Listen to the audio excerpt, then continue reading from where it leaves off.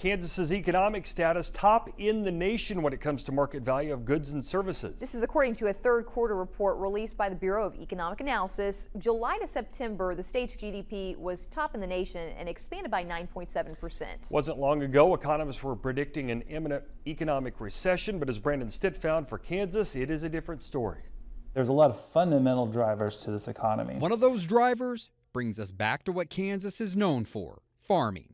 Economist Jeremy Hill with Wichita State University. The biggest driver to the overall output, the overall value of the economy growing, has been one sector, and it's agriculture. Agriculture represents about 53% of that 9.7% growth. And when farmers do well, so do the rest of us. We benefit as an entire state when agriculture does well. And so it's been really driving our overall economy. But farming doesn't account for all of the growth. Our overall manufacturing is very robust and healthy and growing. And some of this is the existing industries like aerospace and other machinery and food production that we do in the state.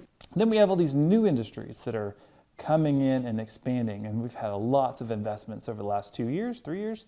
With the economy in such good shape, manufacturers are looking for well-trained employees. And that takes me to WSU Tech, where they're seeing record-breaking enrollment numbers. This past fall, we had record enrollment, the biggest enrollment in the history of the college. Every program that we offer and every graduate that walks out of here has in-demand, relevant skills that those businesses and industry are willing to pay for. And that workforce demand is expanding. Aviation and advanced manufacturing is really kind of the heart of what we do in many of our areas, but we're also seeing influxes in other manufacturing areas like welding, CNC machining. Our information technology program is booming right now. They may not feel all of it today, but the economy is expanding, and we're going to see more of that expansion and growth. In Wichita, Brandon Stitt, 12 News. Ranked number 3 as a driving force behind Kansas's economic growth. We also ranked third in personal income growth at 4.9% during that same third quarter.